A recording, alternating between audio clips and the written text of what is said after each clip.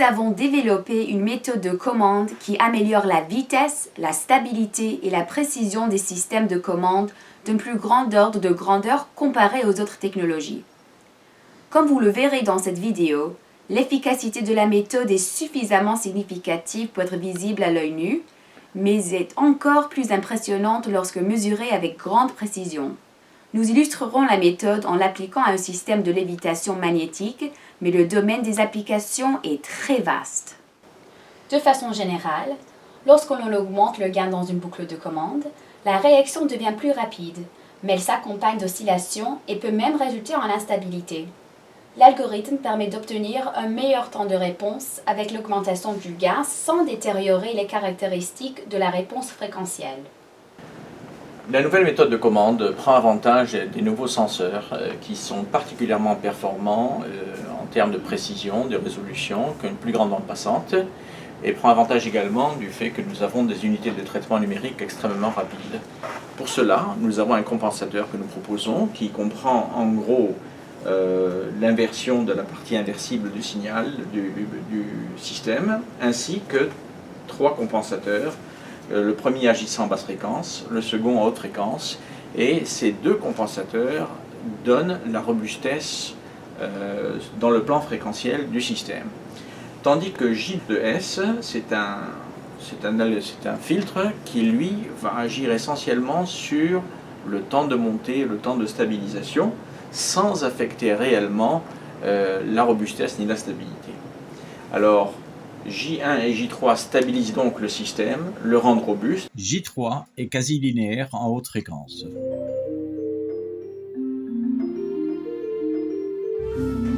Alors, pour tester les algorithmes de commande sur le montage de lévitation magnétique, nous avons un schéma ici qui nous décrit un peu les différents organes du système.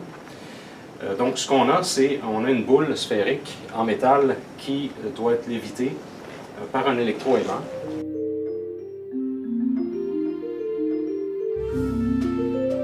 Donc, nous avons ici le montage de lévitation magnétique et la boule présentement est stabilisée avec un compensateur PID qui est proportionnel, intégral et dérivé. Donc, ce qu'on va faire des réponses à l'échelon qu'on voit présentement pour démontrer que la boule peut changer de position avec une bonne précision. Mais par contre, avec le contrôleur PID, il y a quand même une certaine oscillation et le temps de réponse n'est pas extrêmement rapide. Alors, nous appliquons maintenant le nouvel algorithme de commande et vérifions ce qu'il en est avec la boule. Alors, la boule flotte, nous allons encore une fois donner des entrées échelons pour voir comment elle réagit.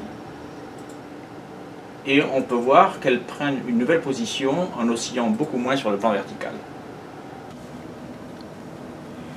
Si nous regardons la réponse temporelle, nous pouvons voir que le temps de stabilisation est de l'ordre de 60 millisecondes, ce qui est appréciable. Il n'y a pratiquement pas de dépassement et l'erreur statique est très faible.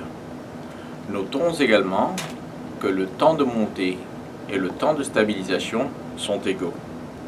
En effet, si nous comparons ce résultat à celui de la commande PID classique, nous notons un comportement oscillatoire avec un dépassement important et un temps de stabilisation de l'ordre de 650 millisecondes. L'algorithme est donc très performant. Afin de valider qualitativement la robustesse de ce système, nous allons faire flotter des objets de différentes formes, de différents poids, sans modifier le compensateur. Voici le résultat.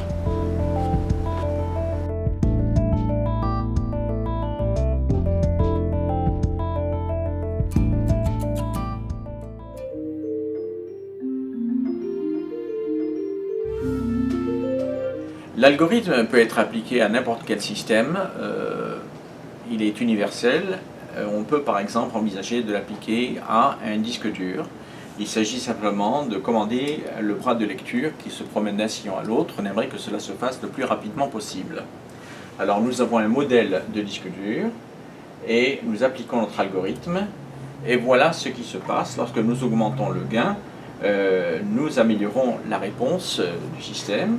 Et pour les mêmes gains, nous voulons comparer d'autres algorithmes aux nôtres. Par exemple, le PID arrive à 63 millisecondes, H infini à 1,5 millisecondes, tandis que chez nous, ce serait 0,27 millisecondes. Autrement dit, notre algorithme est bien plus rapide, le temps de stabilisation est bien plus convaincant avec notre algorithme.